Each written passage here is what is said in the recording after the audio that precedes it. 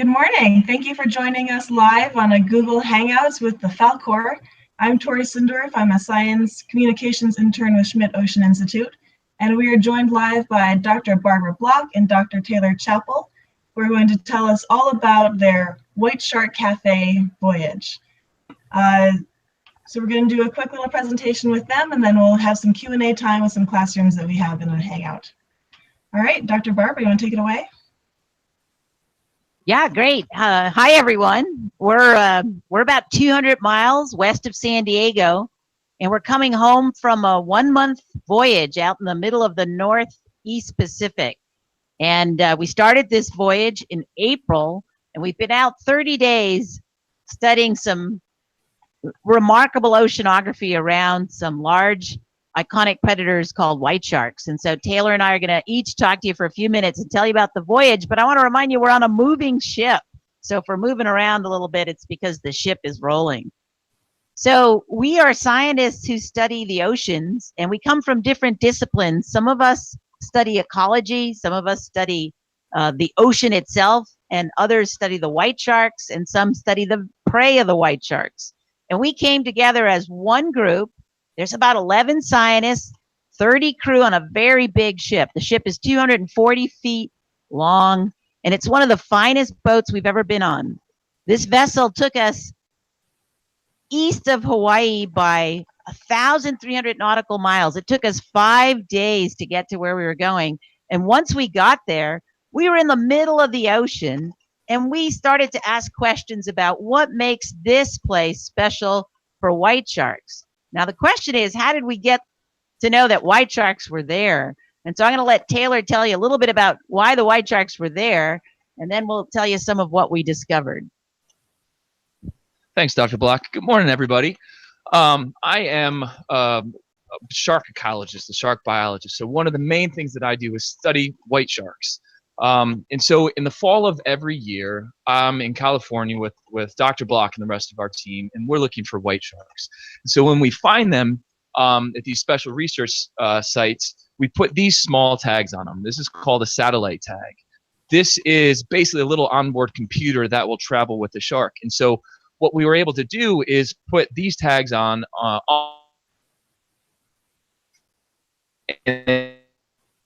for anywhere from in the middle Pacific. So about halfway between Hawaii and California is this spot we call the White Shark Café.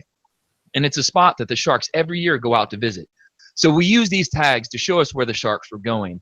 And over the past month, these tags have been popping up, and the little onboard computers have been telling us all sorts of information about where the sharks were and what they've been doing. So we've been following sharks around, we've been studying the water that's around them, and we've been studying the sharks themselves. And so over the past month, we've tried to learn about why these sharks are leaving California, where we hang out, where we study them, and coming out to the middle of nowhere. So every direction that you look for the past month has been water. So it's a really interesting place for us to go because the sharks aren't there. You guys probably know that white sharks are known for eating seals and sea lions and jumping out of the water and doing all that stuff. But they're coming out to a place that doesn't really have the same seals and sea lions that we're used to seeing. And so they're coming out to do something different out here. And that's what we're trying to figure out. Thanks, Taylor. So as oceanographers, you might wonder, what do we do to find out about the ocean environment? Well, first off, it's very deep where we were. And what we did was we put down 5 types of instruments. One instrument went down into the water and measured the physics of the water. Oceans are very difficult to study because they're moving fluids, just like if you take a can of Coke and pour it in your glass and you try to watch it move around. It's hard to understand how the ocean works. So we want to know, what's the environment like where the white sharks are? And what we found is that the environment was twirling around and creating a lot of mixing. And that mixing helps to make meals for the small animals in the water column, the prey species. And these meals are served up like pizza pies that are twirling in the ocean and allowing the sharks potentially to have access to food there. We're not sure they're eating, but the way we're going to find out if they were foraging is we went on a white shark treasure hunt, and we found the tags that came off the white sharks, and Taylor and the team really worked hard to get these tags back. They're super small, and the ocean is really big. So we had to find the tags, and when we got them back and we decoded the data on the tags, we found the sharks were diving from the surface all the way down to about 1,500 feet where it's dark, and then they came back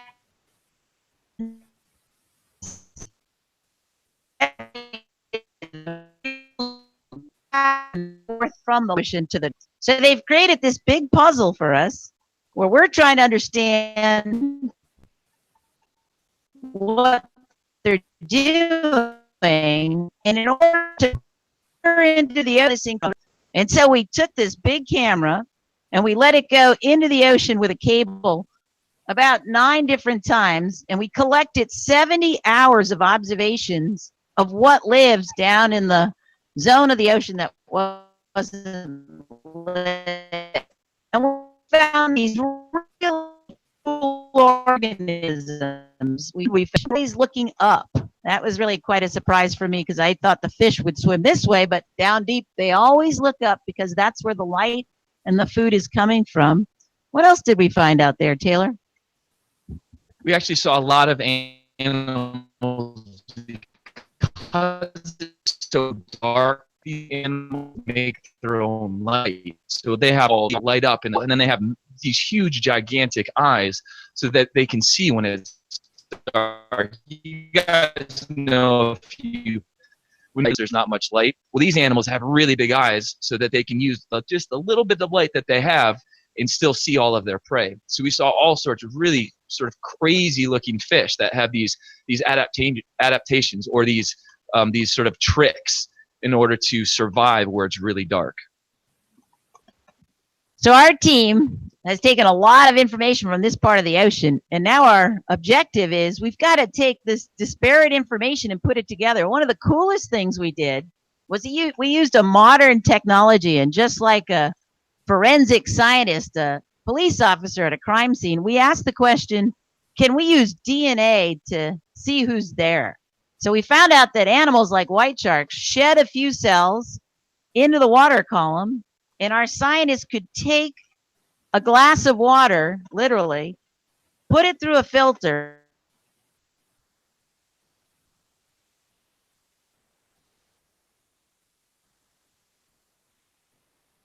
from the water, and identify what fish. And we found at 5 of our locations, we could see white sharks where we thought they might be in the water column where sharks be preying upon. So how about if we break and see if there's any questions from all of you? Cool. We can certainly do that. So just so you guys know, the first 3/4 of that presentation was really perfect, and then you've started cutting out a little bit. But just to sum up, you guys noticed that the sharks were going down to 1,500 feet. You found some incredible organisms down there, some amazing fish that were all looking up, which is really neat towards the light. And then you're scooping buckets of water and actually finding out that there are great white shark genes in that water. So you can find out where there are sharks just based on the water. Is that all correct? Yeah, that's perfect. You got it 100% correct. And I'll mention that we also used net tows.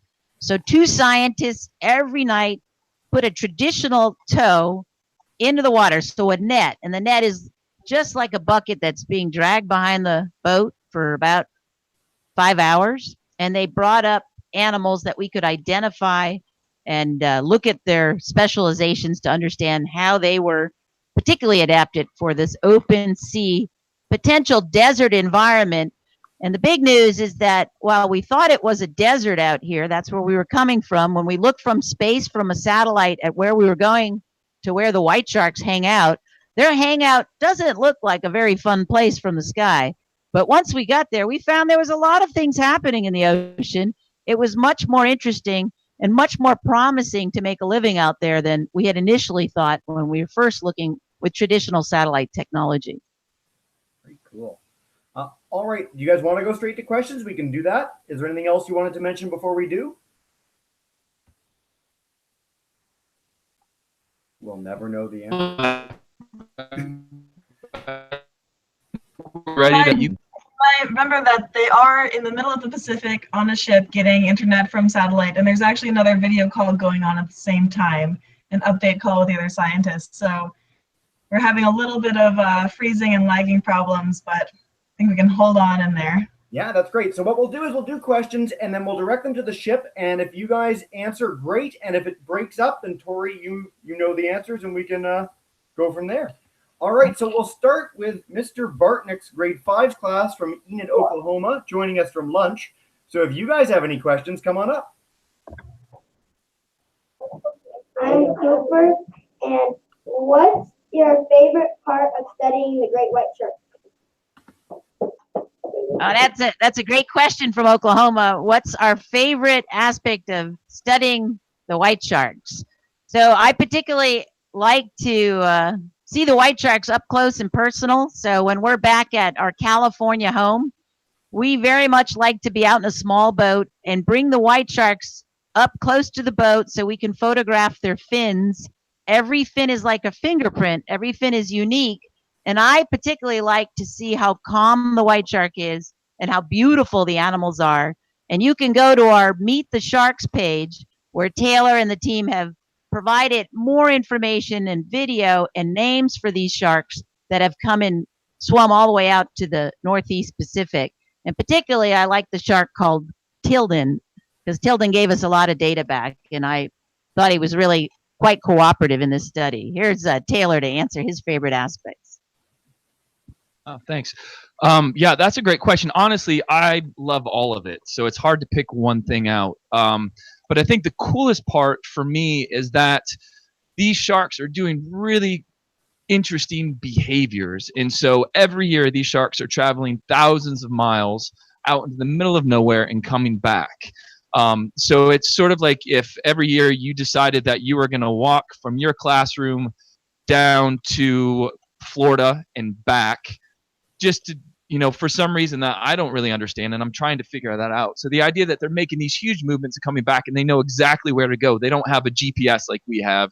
They don't have maps. They don't have gas stations to stop and ask for directions. So somehow they're figuring out how to go from all the way from California to where we are in the White Shark Cafe and back. So to me, that's really cool. Excellent answer, guys. And we'll pass along to all the classes the Meet the Sharks page, so you guys can see that later. For now, we'll go to Miss Irwin's grade 4-5s in Parker, Colorado. Do great white sharks travel with other great white sharks, or do they prefer to be alone? So the question was whether white sharks travel alone or if they travel in schools. I think that was the question for what I could hear. Yep. So they will hang out in places that there's aggregation. So there's big groups of them, places where there's food. So on the coast, where we study them, they will all be together. But when they travel, they're not necessarily in schools. We think they're mostly individuals going back and forth. So, there may be a few animals that go around the same time, but we don't think that they go together. They don't school like you. Oh.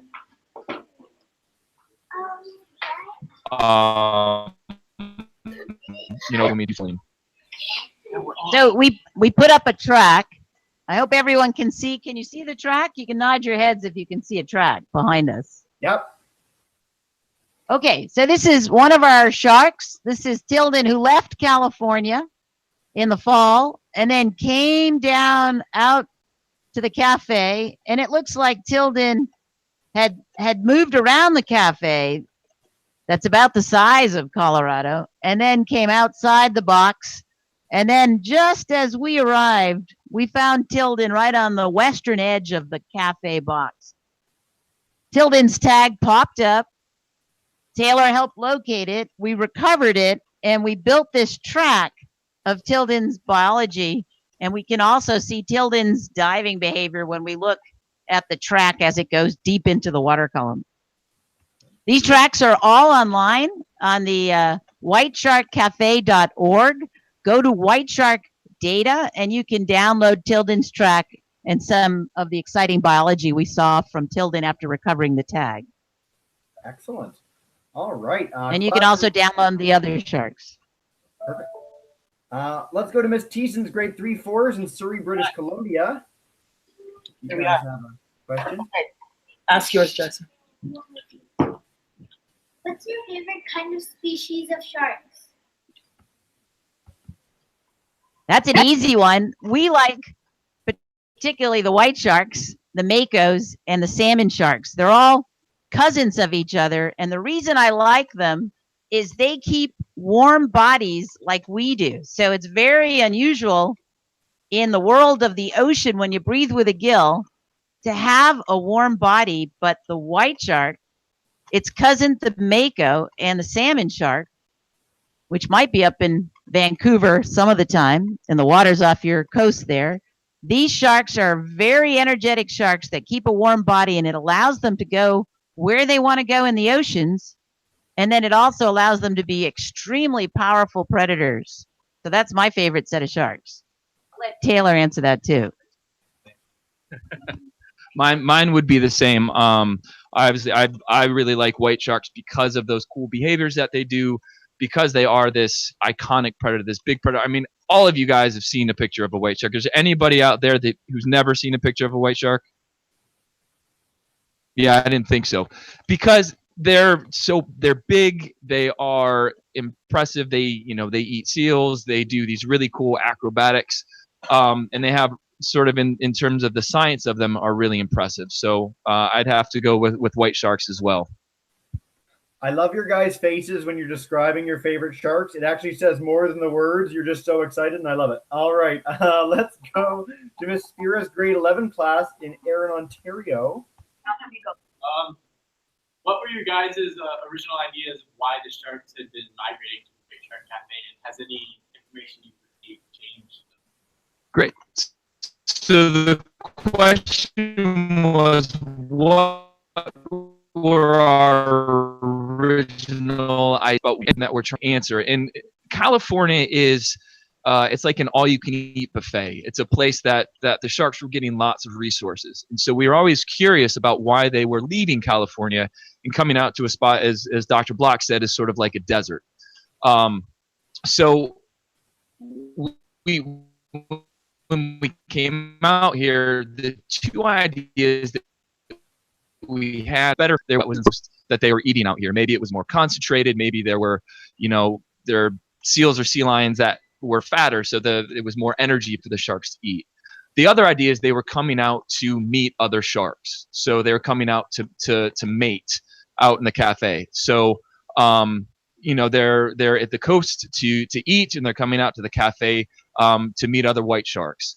And that's really what we're still exploring. So the idea of this trip was to start to understand if there was a potential food source for them out here, if there is an ecosystem that could actually support the energetic needs of a white shark. You can imagine if you're a white shark, that you need a lot of calories to do these long migrations. You need a lot of calories, as Dr. Block said, to be warm in a cold ocean. You guys know that if you went outside when it's freezing cold outside, you're going to shiver a lot. So you're using a lot more energy when it's cold. And so these sharks are staying warm in a cold ocean. So understanding, what would be out here for them to eat was a big part of this expedition.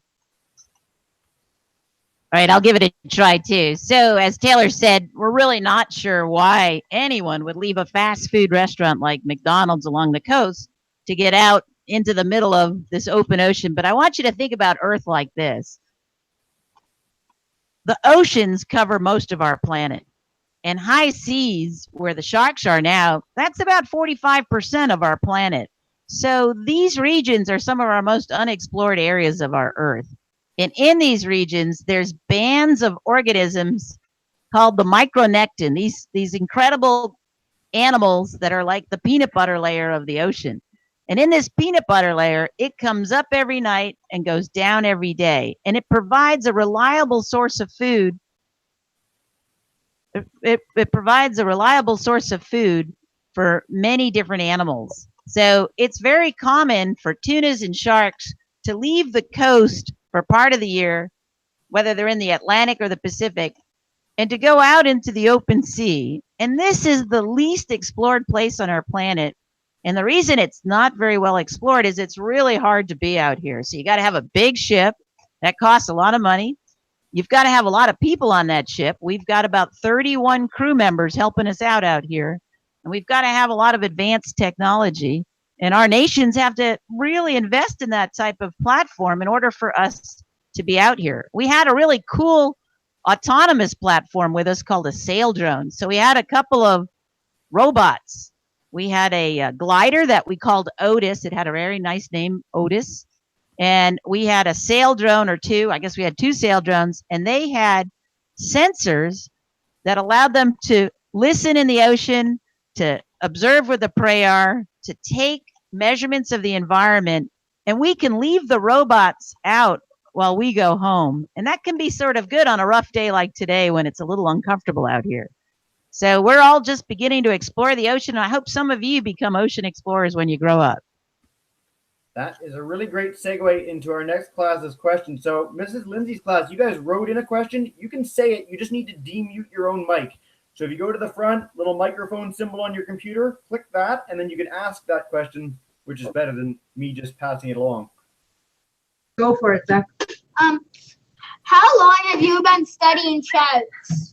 Dad. Oh, God's sake. So the question is, if you didn't hear, is how long have we been studying sharks? I'll start because I've been studying sharks for about almost 15 years, and I started off working on the east coast of the U.S. in shark fisheries there. So there's been historically fishermen that specifically go out and catch sharks, and so I would go out and do research on those animals that they caught.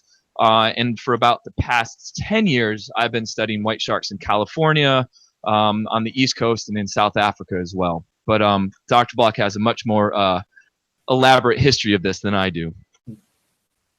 Well, I like to think I started exploring when I grew up on the beaches of Cape Cod with my brother. And we used to play with any animal we found on the beach that was sort of in the sand and bury it. So I would think I started a long time ago. But really, for about 40 years, we've been studying both the tunas and the sharks. We're interested in these highly migratory mobile predators and how they use ocean ecosystems across the planet. So it's been a long career studying these animals, but particularly we're interested in the warm and the white things like us, birds and mammals, and other warm animals such as sea turtles. Excellent.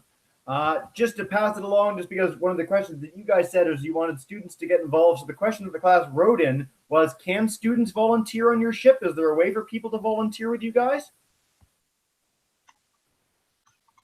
Well, when you grow up a little bit, you can. So we have programs that are actually beginning now. There's a new program out of Aspen High Seas that's going to be dedicated to youth involvement in the high seas. It's just getting going. So look up the Aspen High Seas Initiative, and they're starting a youth program that will have potentially some programs for schools, such as censusing your local ocean or getting involved with how to learn more about high sea. College students active in teaching at sea, and so we look forward to having many of you join us in the coming years. Excellent. Quick question. Are you guys able to take a question more from each class, 6 more questions, or are you too busy? And that's okay if you are. We have 20 minutes, so go ahead. Perfect. Let's do it. So let's go back to, actually, really quick before I do the classes, there are 2 groups watching online. If you guys want to submit questions in the YouTube chat bar, I can pass them on, just a note. But for now, let's go back to Mr. Bartnick's class. If you guys have a second question, come on up. Who else back to go up there and introduce yourself. Come on, I don't. Okay. Phoenix wants to know, what else great white sharks eat besides seals? That's part of what we're studying out here. So one of the ways that we can study what a shark eats is by asking, what are its tissues made out of? And one of our scientists on board the trip is actually examining the question, is there a chemical signature from the tissues of the open sea animals that they can find also in the white shark tissue? So that's one way we can do sort of a CSI of trying to figure out what they eat. We're not going to handle the white sharks out here. Normally what we could do is take a sample from the stomach, all right, but we're not going to do that out here.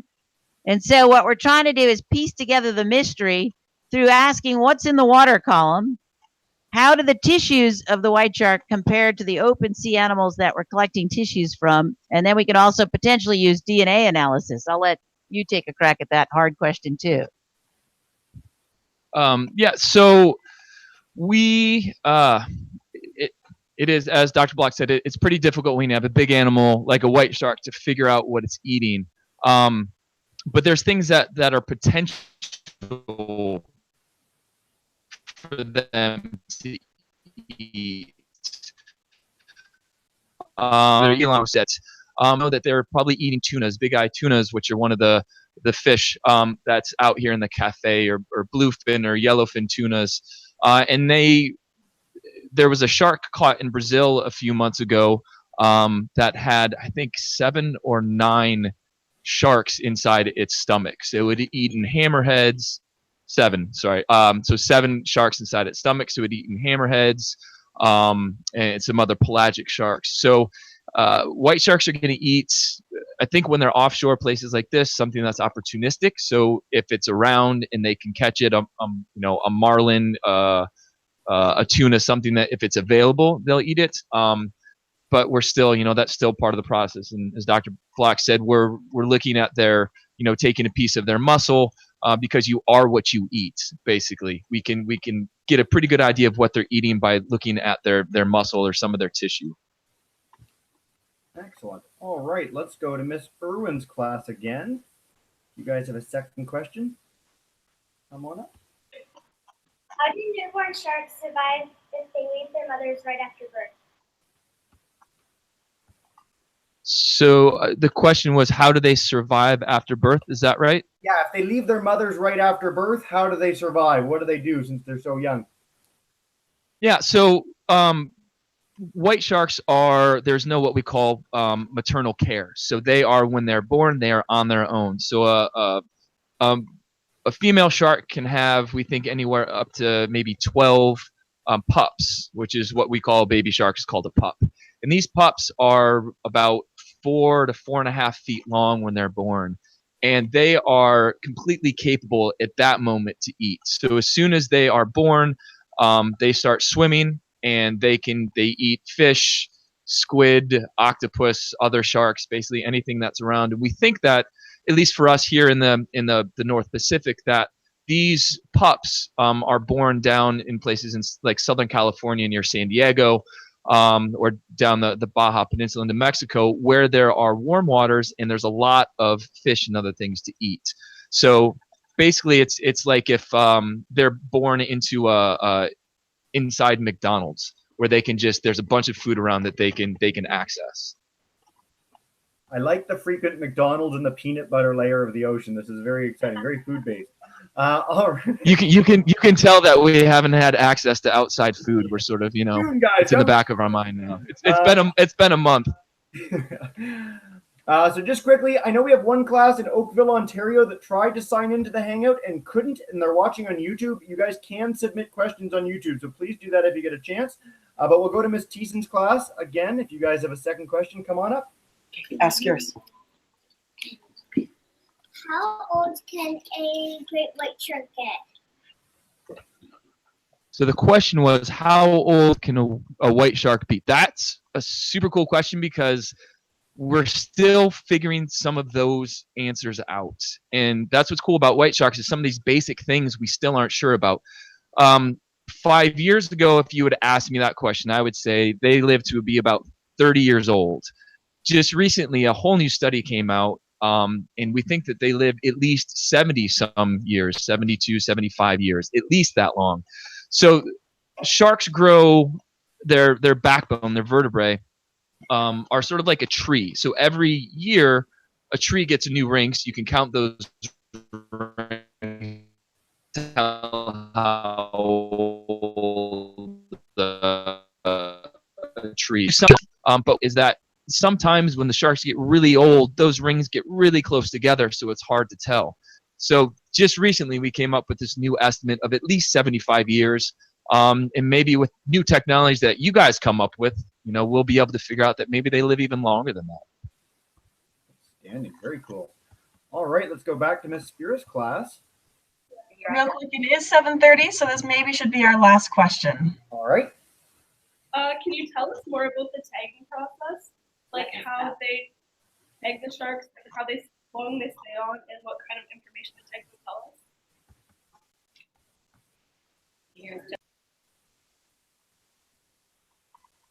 And so the way that the pop-off satellite archival tag works is we can program in the day tags that when they ride on the shark, we insert them into a shark at the shore.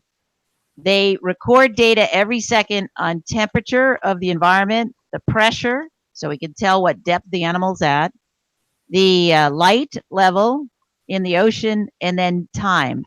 And by recording time and light and temperature and pressure, we're able to actually do a very unusual thing. We can measure while riding on the sharks, sunrise and sunset.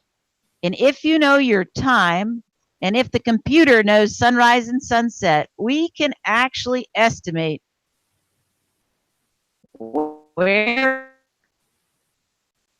the shark is on the. So we're sending a signal to space, but because we're using mathematics to estimate where the fish is underneath the sea. So by knowing where the animal is underneath the sea, we can plot a track. This tag pops off because it corrodes a pin. And one of the first tags came off on my birthday. So we used some very special dates, the cruise dates, but we could also use some fun dates. And the tag came to the surface because it has a float, just like a float you might use in a swimming pool.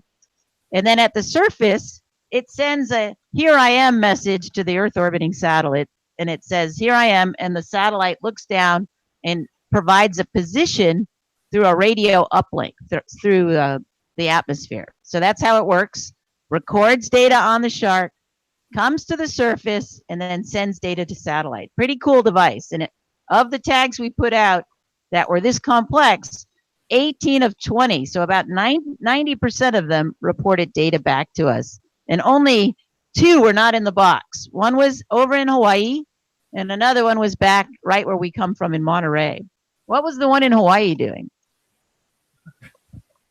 I don't know what the one in Hawaii was doing. It was pretty cool because he was one of the first tags up, and his name is Huck, which is named after my son, and he went way further west.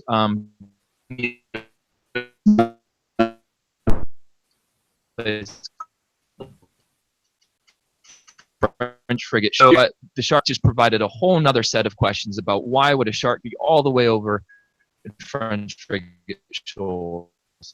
But these tags are incredibly complex in order to understand or try to comprehend the different data that this tag is telling us. So it's been following a shark for the past 6 months, and it'll tell us almost in a super fine detail every couple seconds of what that shark was doing over that time.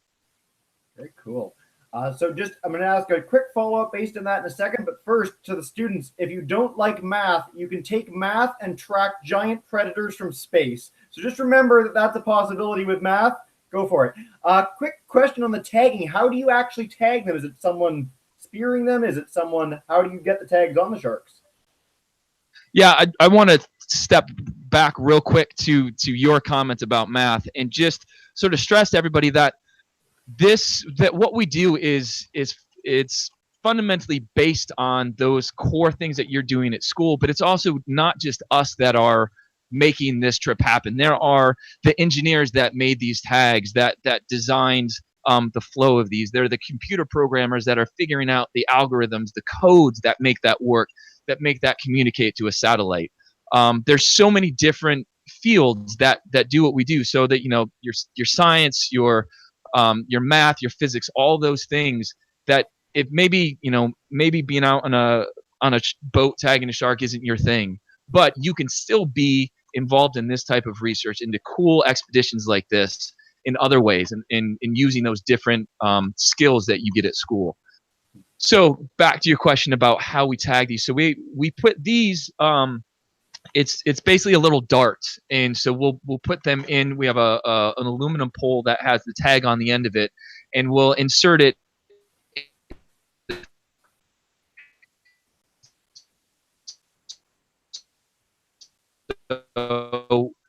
don't have it in there, so we can put the tags in there, and they'll stay in for that 6 months or 12 months that we want the tags. They pop off the animal. Excellent.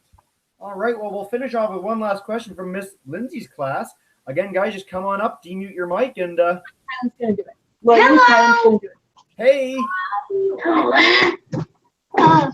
Where do you find? I forget my question. Yeah, hold on. I have a goal. How many species of shark are there? And did you? How many species of shark are there? Let's do that one. How many species of shark are there, guys? How many species of sharks are there? There are about 400 different species of sharks, and they range from the huge whale sharks. So you guys have seen those that are plankton eaters. So they're they're not like white sharks that are eating seals and sea lions. All the way down to and those can be about maybe 30, 35 feet long, all the way down to a little tiny lantern shark, which is just a few centimeters long, and they're cool. They're called lantern sharks because they can light up their bellies so that when you're looking up at them from underneath, they blend into the light above. So about 400 different species in a huge range of sizes. Excellent. You guys already gave a bit of a wrap-up message with the importance of science and math in school. Is there anything else you'd like to say before we wrap up? I think we'll just tell you that, sharks have been on the planet for millions of years, and only in our time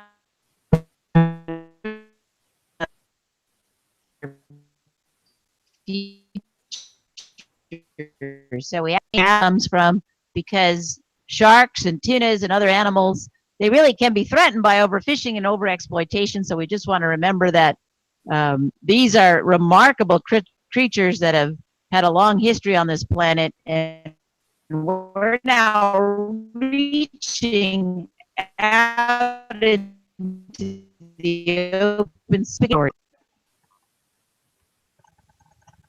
Outstanding, guys. All right, so what we do at the end of every hangout, guys, is I'm going to demute the mic of every class at once, so you guys can join me in saying a big thank you to Tori, to Carly, to our researchers in the Falkor. So Mr. Bartner's class, Miss Irwin, Miss Thiessen, Miss Spira, Miss Lindsay, if you guys want to join me in saying thank you so much.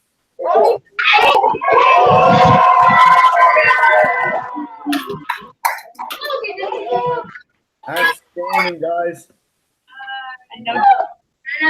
So yeah, thanks guys for joining us. Tori, would you mind sending the Meet the Sharks information and the Aspen High Seas to the classes afterwards? Absolutely, we'll get those right to you. Great, so you can learn more about the research being done in the Falkor, learn more about great white sharks, and learn about how you can volunteer too in the future. But yeah, for now, guys, thank you so much for joining us, and have a wonderful rest of your day. Thanks, guys. Bye. Bye.